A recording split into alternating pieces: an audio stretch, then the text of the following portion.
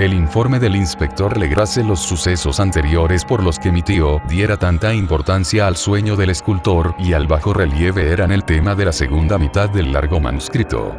Ya una vez, parecía, el profesor Ángel había visto los odiosos contornos del monstruo anónimo, había meditado sobre los desconocidos jeroglíficos, y había oído las sílabas que solo la palabra Cthulhu podía traducir, todo esto en circunstancias tan sobrecogedoras, que no es raro que persiguiese al joven Wilcox con preguntas y ruegos.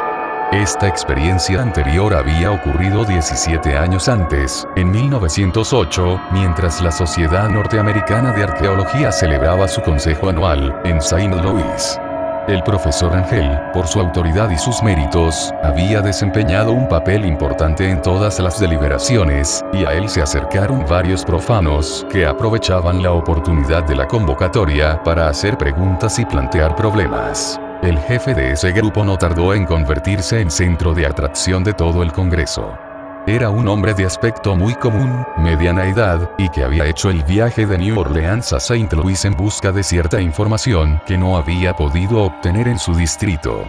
Se llamaba John Raymond Legrasse y era inspector de policía. Traía consigo el objeto de su viaje. Una estatuita de piedra, repugnante y grotesca, muy antigua aparentemente, cuyo origen no había logrado determinar. No debe creerse que el inspector Legrasse se interesara por la arqueología. Todo lo contrario. Su deseo de instruirse tenía como único origen razones puramente profesionales. La estatuita, ídolo, fetiche o lo que fuese, había sido capturada meses antes en los pantanos boscosos del sur de New Orleans, en el curso de una expedición contra una presunta ceremonia vudú. Tan singulares y odiosos eran los ritos, que la policía comprendió que se hallaba ante un culto totalmente ignorado, e infinitamente más diabólico que los del vudú. Los confusos e increíbles relatos arrancados por la fuerza a los prisioneros nada informaron sobre su posible origen. De ahí el deseo de la policía de consultar a alguna autoridad para identificar así el horrible símbolo y seguir las huellas del culto hasta sus fuentes. El inspector Legrasse no había esperado que su pedido convocara una impresión semejante. La aparición de la curiosa estatuita bastó para excitar a los hombres de ciencia, y pronto todos rodearon al inspector para contemplar de cerca la diminuta figura cuya rareza y aspecto de genuina y abismal antigüedad abrían perspectivas tan misteriosas y arcaicas. Nadie reconoció la escuela escultórica de la que había nacido la estatua, y sin embargo centenares y hasta miles de años parecían haberse posado en la oscura y verdosa superficie de aquella piedra desconocida. La figura, que los miembros del Congreso pasaron de mano en mano para estudiarla con más minuciosidad, medía de unos 20 a 25 centímetros de altura y estaba finamente labrada. Representaba un monstruo de contornos vagamente antropoides, pero con una cabeza de pulpo cuyo rostro era una masa de tentáculos, un cuerpo escamoso que sugería cierta elasticidad, 4 extremidades dotadas de garras enormes, y un par de alas largas y estrechas en la espalda. Esta criatura, que exhalaba una malignidad antinatural, parecía ser de una pesada corpulencia, y estaba sentada en un pedestal o bloque rectangular, cubierto de indescriptibles caracteres. Las puntas de las alas rozaban el borde posterior del bloque, el asiento ocupaba el centro, mientras que las garras largas y curvas de las plegadas extremidades hacían el borde anterior y descendían hasta un cuarto de la altura del pedestal. La cabeza de cefalópodo se inclinaba hacia el dorso de las garras enormes que apretaban las elevadas rodillas. El conjunto daba una impresión de vida anormal, más sutilmente terrorífico a causa de la imposibilidad de establecer su origen.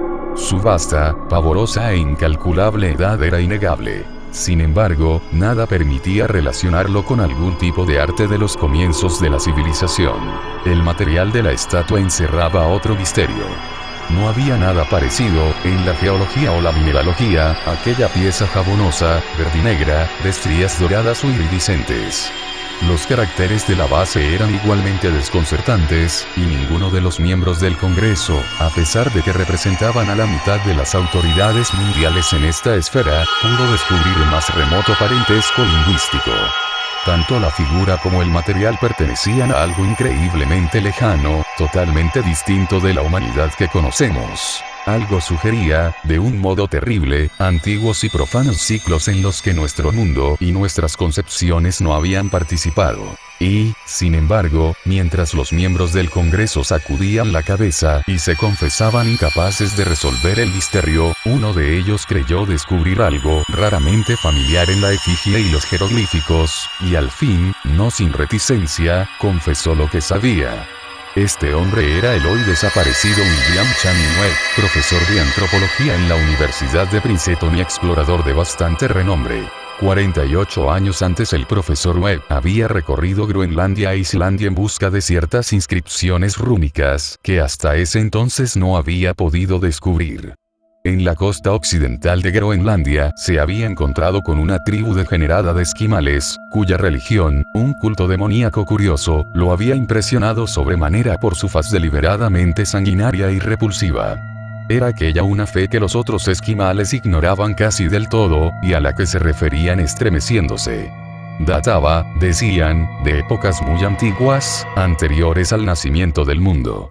Junto a ritos anónimos y sacrificios humanos, había invocaciones de origen tradicional dirigidas a un demonio supremo o Tornasuk.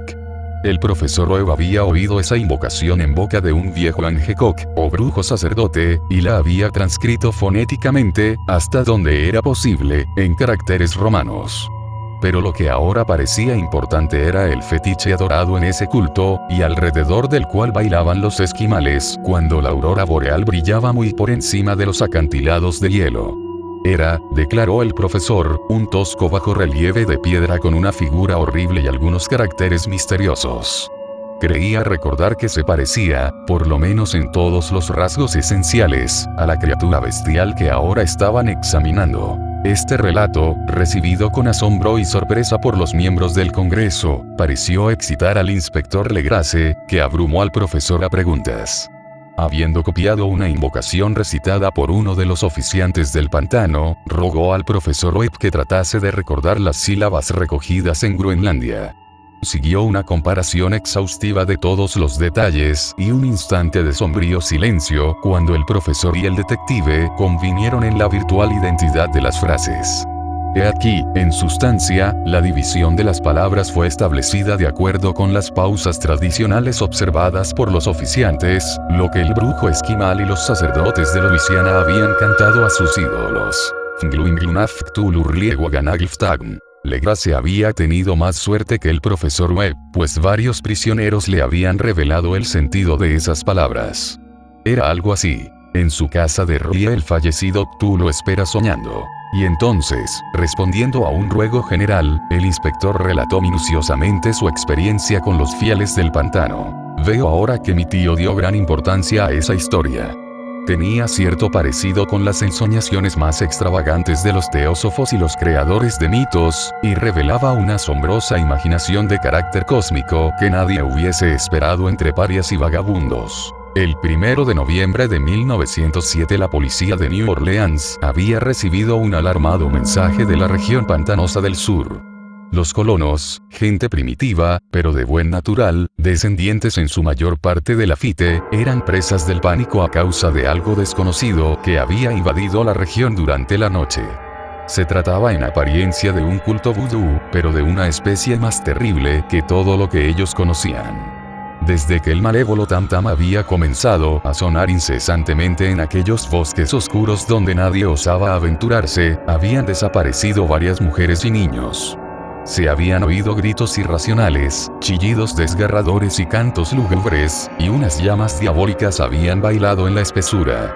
Los vecinos, añadía el aterrorizado mensajero, no podían soportarlo. En las primeras horas de la tarde 20 policías partieron en 2 carricoches y un automóvil, guiados por el tembloroso colono. Cuando el camino se hizo intransitable, abandonaron los vehículos y durante varios kilómetros, chapotearon en silencio a través de los espesos bosques de cipreses, donde nunca penetraba la luz del día. Raíces tortuosas y nudos malignos de musgo español retardaban la marcha, y de vez en cuando una pila de piedras húmedas o los fragmentos de una pared en ruinas hacían más depresiva aquella atmósfera que los árboles deformados y las colonias de hongos contribuían a crear. Al fin apareció un miserable conjunto de chozas, y los histéricos colonos corrieron a agruparse alrededor de las vacilantes linternas. El apagado golpear de los tam-tams se oía débilmente a lo lejos, la brisa traía muy de cuando en cuando un chillido que helaba la sangre. Un resplandor rojizo parecía filtrarse por entre el follaje pálido, más allá de las interminables avenidas de la noche selvática. A pesar de su repugnancia a quedarse nuevamente solos, todos los habitantes del lugar se negaron a avanzar un solo paso hacia la escena del culto maldito, de modo que el inspector Legrasse y sus 19 colegas tuvieron que aventurarse sin guías por aquellas negras arcadas de horror donde ninguno de ellos había puesto el pie. La región en que ahora entraba la policía tenía tradicionalmente muy mala fama, y en su mayor parte no había sido explorada por hombres blancos. Algunas leyendas se referían a un lago secreto en que vivía una colosal e informe criatura, algo parecida a un pólipo y de ojos fosforescentes, y, según los colonos, unos demonios de alas de murciélago salían a medianoche de sus cavernas para adorar al monstruo. Afirmaban que este estaba allí desde antes que la Salle, de los indios, y aun de las bestias y pájaros del bosque. Era una verdadera pesadilla, y verlo significaba la muerte. Pero se aparecía en sueños a los hombres, y eso bastaba para que estos se mantuviesen alejados. La orgía vudú se desarrollaba en los límites extremos del área aborrecida, pero aún así el emplazamiento era bastante malo, y eso quizá había aterrorizado a los colonos más que los chillidos o incidentes. Solo la poesía o la locura podían haber reproducido los ruidos que oyeron los hombres de Legrasse mientras atravesaban lentamente el sombrío pantano, acercándose a la luz rojiza y a los apagados tam-tams. Hay una cualidad vocal propia de las bestias. Y nada más terrible que oír una de ellas cuando el órgano de donde proviene debería emitir otra. Una furia animal y una licencia orgiástica se exacerbaban allí hasta alcanzar alturas demoníacas con gritos y aullidos extáticos que reverberaban en los bosques tenebrosos como ráfagas pestilentes surgidas de los abismos del infierno. De vez en cuando cesaban los gritos y lo que parecía un coro de voces roncas entonaba la odiosa melopea. Por fin los hombres llegaron a un sitio donde el bosque era menos denso, y se encontraron de pronto en el lugar mismo de la escena. 4 trastabillaron, un quinto perdió el conocimiento, y otros 2 lanzaron un grito de horror que, por suerte, fue apagado por el tumulto salvaje de la orgía. Legrasse roció con agua pantanosa el rostro del hombre desvanecido, y luego todos contemplaron el espectáculo fascinados por el horror. En un claro natural del pantano, se alzaba una isla verde de tal vez un acre de extensión, desprovista de árboles y bastante seca. Allí saltaba y se retorcía una horda de anormalidades humanas más indescriptibles que cualquiera de las que hubiese podido pintar un cime o una angarola. Sin ropas, esta híbrida muchedumbre bramaba, rugía y se contorsionaba alrededor de una hoguera circular. De vez en cuando se abrían las cortinas de fuego y se podía distinguir en el centro un bloque de granito de unos 2,5 metros de alto. Era, en la música antigua, el uso regular de todas las partes armónicas, es decir, el arte o reglas para la composición del canto, cuya práctica y efecto se llamaba melodía. Canto monótono con el que se recita algo. Cuya cima, incongruente por su pequeñez, se alzaba la funesta estatuita. En 10 cadalsos instalados a intervalos regulares en un ancho círculo que rodeaba la hoguera, con el monolito como centro, colgaban con la cabeza hacia abajo los cuerpos extrañamente mutilados de los desaparecidos colonos. Dentro de este círculo saltaba y rugía el anillo de fieles, moviéndose de izquierda a derecha en una bacanal interminable entre el círculo de cadáveres y el círculo de fuego. Pudo haber sido solo la imaginación, o pudo haber sido un simple eco, pero uno de los hombres, un impresionable español, creyó oír que las invocaciones eran seguidas por unas respuestas antifonales, que procedían de un lejano y sombrío lugar, situado en lo más profundo de aquel bosque de leyenda. Este hombre, Joseph de Galvez, a quien más tarde encontré e interrogué, era desbordantemente imaginativo. Llegó a decir que había oído el débil golpear de unas grandes alas, y que había vislumbrado unos ojos luminosos y una enorme masa blanca detrás de los árboles más lejanos. Pero creo que estaba demasiado influido por las supersticiones locales. La inactividad de los hombres paralizados fue comparativamente de poca duración. El deber venció pronto todas las dudas, y aunque los celebrantes debían de llegar al centenar, la policía, confiada en sus armas de fuego, irrumpió en medio de la horda. Durante 5 minutos el caos y el tumulto fueron indescriptibles. Hubo furiosos golpes, disparos y huidas. Pero finalmente Legrasse pudo contar 47 prisioneros, a los que obligó a vestirse rápidamente, y que rodeó de policías. 5 de los celebrantes habían muerto, y otros 2, muy malheridos, fueron transportados por sus cómplices en improvisadas parihuelas. La imagen del monolito fue sacada con todo cuidado y llevada por Legrasse. Examinados en el cuartel de la policía, luego de un viaje agotador, los prisioneros resultaron ser mestizos de muy baja ralea, y mentalmente débiles. Eran en su mayor parte marineros, y había algunos negros y mulatos, procedentes casi todos de las islas de Cabo Verde, que daban un cierto matiz vudú a aquel culto heterogéneo. Pero no se necesitaron muchas preguntas para comprobar que se trataba de algo más antiguo y profundo que un fetichismo africano. Aunque degradados e ignorantes, los prisioneros se mantuvieron fieles, con sorprendente consistencia, a la idea central de su aborrecible culto. Adoraban, dijeron, a los grandes antiguos que eran muy anteriores al hombre y que habían llegado al joven mundo desde el cielo. Esos antiguos se habían retirado ahora al interior de la tierra y al fondo del mar, pero sus cadáveres se habían comunicado en sueños con el primer hombre, quien inventó un culto que nunca había muerto. Este era ese culto, y los prisioneros dijeron que había existido siempre y que siempre existiría, ocultándose en lejanías desiertas y lugares retirados hasta que el gran sacerdote Cthulhu saliese de su sombría morada en la ciudad submarina de R'lyeh para reinar otra vez sobre la tierra. Algún día vendría, cuando los astros ocuparan una determinada posición, y el culto secreto estaría allí, esperándolo. Mientras tanto no podían decir nada más. Se trataba de un secreto que ni la tortura podría arrancarles. La humanidad no era lo único consciente en la Tierra, pues había unas formas que emergían de la sombra para visitar a sus escasos fieles. Pero estas no eran los grandes antiguos. Ningún ser humano había visto a los antiguos. El ídolo de piedra representaba al gran Cthulhu, pero nadie podía decir si los otros eran o no como él. Nadie era capaz de descifrar ahora la antigua escritura. Muchas cosas se transmitían oralmente. La invocación ritual no era el secreto. Este no se comunicaba nunca en voz alta. El canto significaba: en su casa de R'lyeh el fallecido Cthulhu espera soñando. Solo 2 de los prisioneros fueron juzgados bastante cuerdos y se les ahorcó. El resto fue enviado a diversas instituciones. Todos negaron haber participado en los crímenes rituales, y afirmaron que los culpables de aquellas muertes eran los alas negras que habían venido hasta ellos desde su refugio inmemorial en el bosque encantado. Pero nada coherente se pudo saber de aquellos aliados misteriosos. Lo que la policía logró obtener salió en su mayor parte de un viejísimo mestizo llamado Castro, quien pretendía haber tocado puertos distantes, y hablado con los jefes inmortales del culto en las montañas de China. El viejo Castro recordaba fragmentos de odiosas leyendas, que empequeñecían las especulaciones de los teósofos y hacían de nuestro mundo algo reciente y fugaz. En ciclos muy lejanos otros seres habían gobernado la tierra. Habían vivido en grandes ciudades, y sus vestigios podían encontrarse aún, le habían dicho a Castro los inmortales de China, en unas piedras ciclópeas de algunas islas del Pacífico. Habían muerto muchísimo antes de la aparición del hombre, pero había artes que podrían revivirlos, cuando los astros volvieran a ocupar su justa posición en los cielos de la eternidad.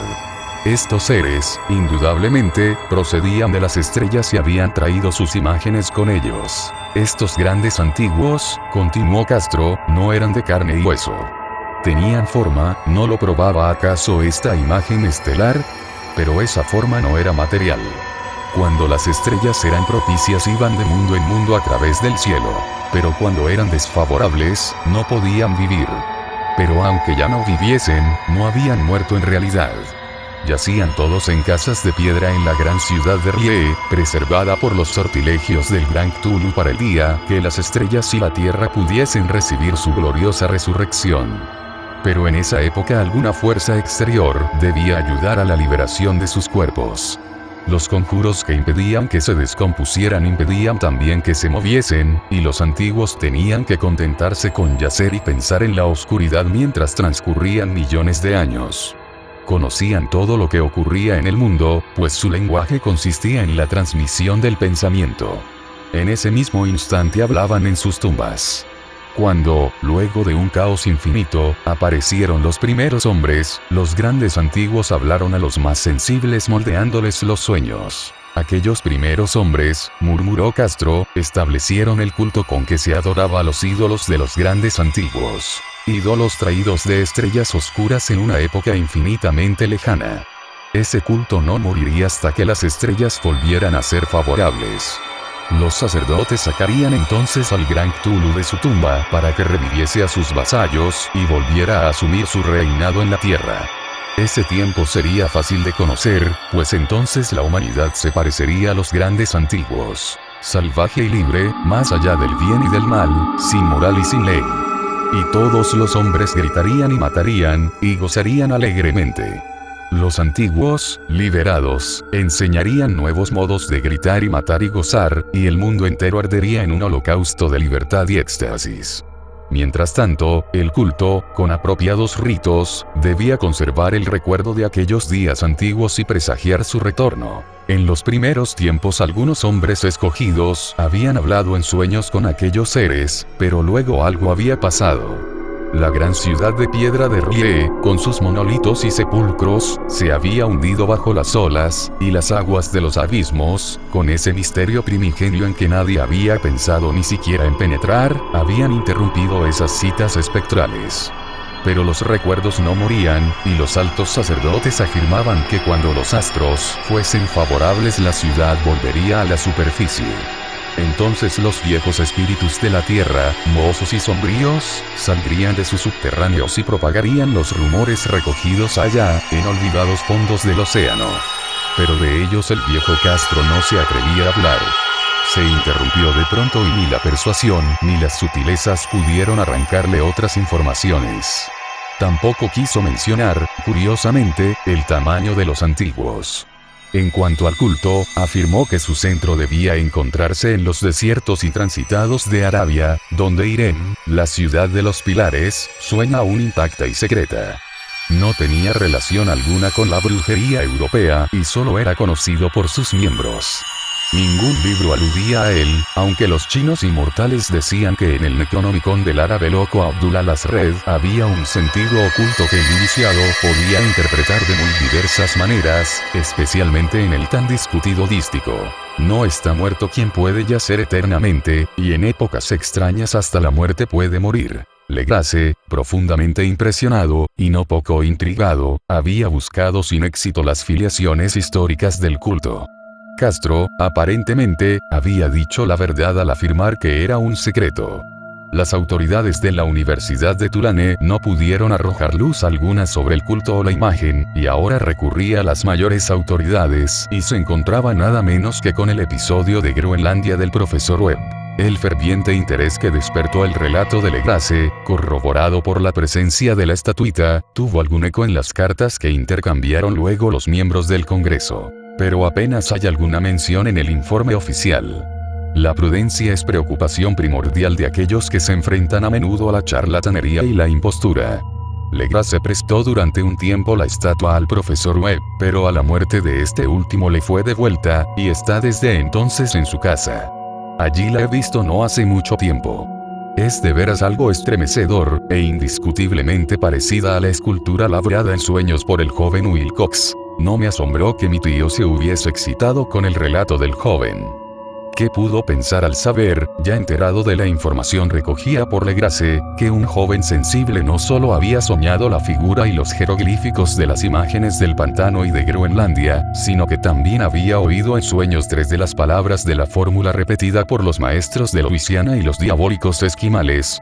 Era natural que el profesor Angel hubiese iniciado instantáneamente una minuciosa investigación, aunque yo en mi fuero interno sospechaba que el joven Wilcox había oído hablar del culto, y había inventado una serie de sueños para acrecentar el misterio ante los ojos de mi tío. El relato de los otros sueños y los recortes coleccionados por el profesor parecían corroborar la historia del joven. Pero mi bien fundado racionalismo y la total extravagancia del asunto me llevaron a adoptar las conclusiones que estimé más razonables. De modo que luego de estudiar otra vez el manuscrito y comparar las notas teosóficas y antropológicas con la descripción del culto que había hecho Legrasse, viajé a Providence para ver al escultor e increparle el haberse burlado de tal modo de un sabio anciano. Wilcox vivía aún, solo, en el Fleur de Lis de la calle Thomas, desagradable imitación victoriana de la arquitectura bretona del siglo XVII. La fachada de estuco del hotel lucía ostentosamente entre las encantadoras casas coloniales y a la sombra del más hermoso campanario georgiano que pudiera verse en Norteamérica. Encontré a Wilcox en sus habitaciones, sumido en su labor, y comprendí enseguida, por las piezas que lo rodeaban, que su genio era profundo y auténtico. Creo que durante un tiempo Wilcox figurará entre los grandes decadentes, pues ha cristalizado en arcilla, y reflejará un día en el mármol, esas pesadillas y fantasías evocadas en prosa por Arthur Machen, y que Clark Ashton Smith ha hecho visibles en versos y pinturas. Moreno, frágil y de aspecto un poco descuidado, Wilcox se volvió lánguidamente y sin dejar su silla me preguntó qué deseaba. Cuando le dije quién era, manifestó cierto interés, pues mi tío había excitado su curiosidad al examinar sus raros sueños, aunque sin expresar las razones de ese examen. Sin sacarlo de su ignorancia, traté prudentemente de hacerlo hablar. Poco tiempo me bastó para convencerme de que era absolutamente sincero. Hablaba de sus sueños de un modo inequívoco. Esos sueños, y su residuo subconsciente, habían influido profundamente en su arte, y me mostró una estatua mórbida cuyo modelado me estremeció, casi, por la fuerza de su oscura sugestión. No recordaba haber visto el original excepto en el bajorrelieve creado durante un sueño, pero los contornos se habían formado insensiblemente bajo sus manos. Era, sin duda, la forma gigantesca de la que había hablado en su delirio.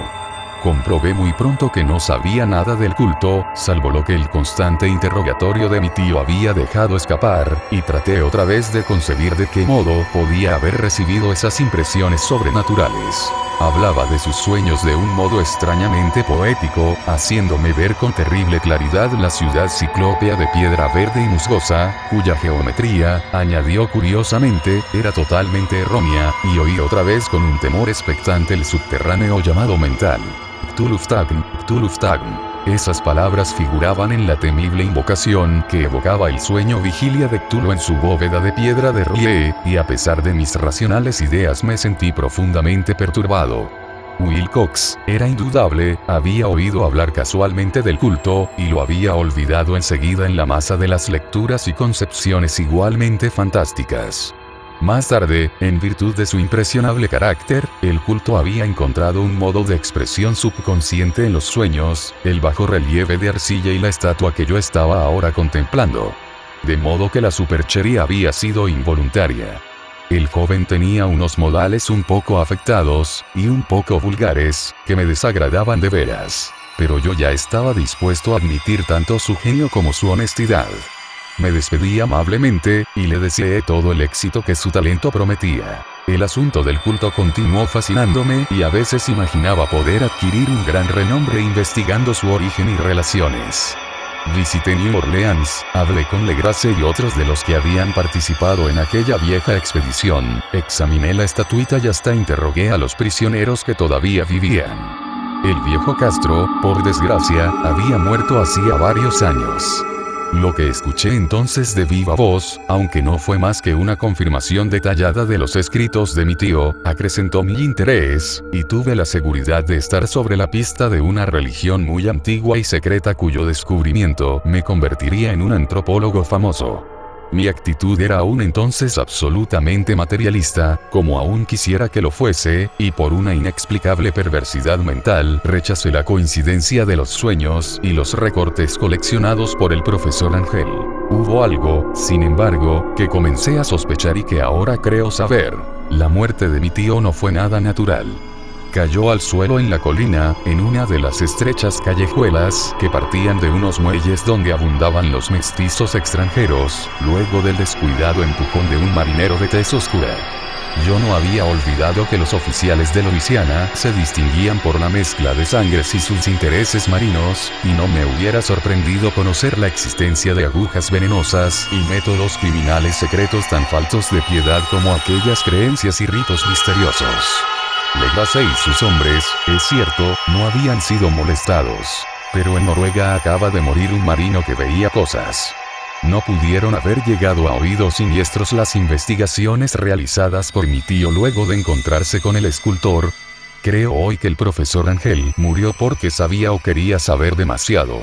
Es posible que me espere un fin semejante, pues yo también he aprendido mucho.